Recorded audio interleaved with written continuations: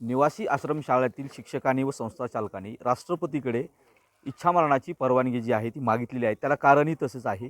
गेली 22 वर्षापासून जे ते अनुदानाची मागणी करतायत ते अनुदान त्यांना मिळत नाही आहे. त्याच्यामुळे त्यांनी हे टोकाचं पाऊल उचललं आहे. आपल्यासोबत हे संस्था चालक व सगळे कर्मचारी आहेत. काय तुमची नेमकी मागणी आहे? कशासाठी तुम्ही इच्छामरण मागताय? इच्छामरण मागतोय सर. शाहू फुले आंबेडकर निवासी आश्रमशाळा आहे.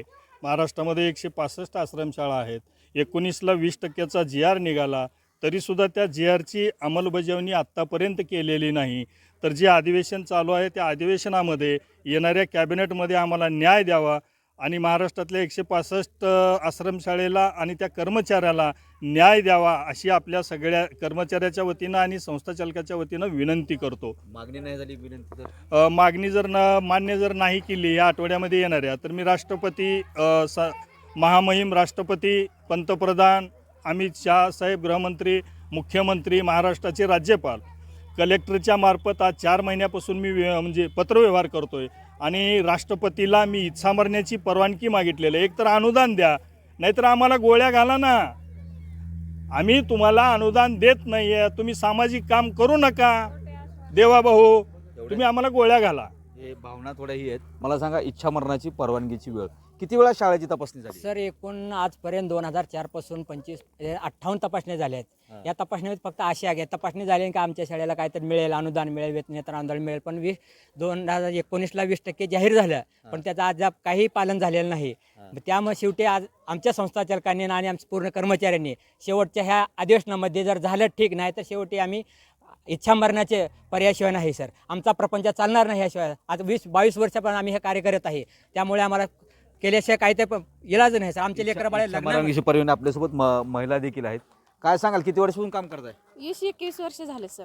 काय किती अनुदान मोबदला काय काय मिळतं का? काय 1 रुपया पगार नाही सर. मग आता कसं भागतंय? काहीच भागत नाही. काय तर चटणी मिरची खाऊन येता बसताव. काय करायचं आता? घरी गेले की रडायचं, इथं आले की रडायचं. कसं तर दिवस जातंय, देवा येईल येईल वाटतंय, येईच ना. काय करावं सर आता?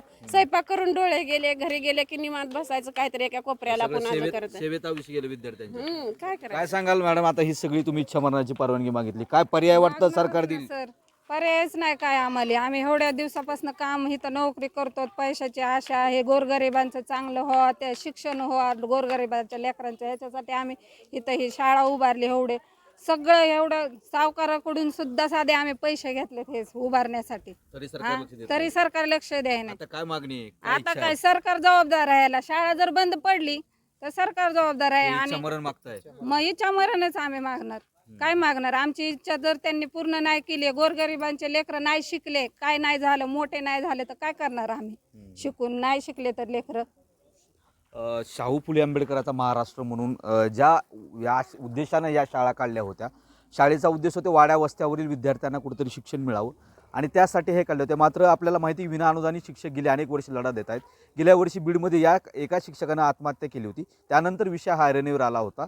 20% अनुदान देऊ राज्य शासनानं जाहीर केलं, मात्र प्रत्यक्षात वस्तुस्थिती अशी आहे की आजपर्यंत रुपया मिळालेला नाही आहे. त्यामुळे हे विद्यार्थी जगताना किंवा हा शिक्षणाचा डोलारा सांभाळताना कुठेतरी नाकी नऊ येतं आहे. त्यामुळेच आता वैतागून कुठेतरी इच्छा मरण्याची परवानगी जी आहे ती राष्ट्रपतीकडे मागितली. त्यामुळे राज्य शासन अधिवेशन चालू आहे, निश्चित याकडे सकारात्मक पद्धतीने विचार करून यांच्या इच्छा मरण्याचा मरण जे मागतायत त्याला कुठेतरी जीवनाचा आनंद देईल अशीच अपेक्षा व्यक्त करूया. सागर जाधवसह बालाजी निरफळ, न्यूज 18 लोकमत, धाराशिव.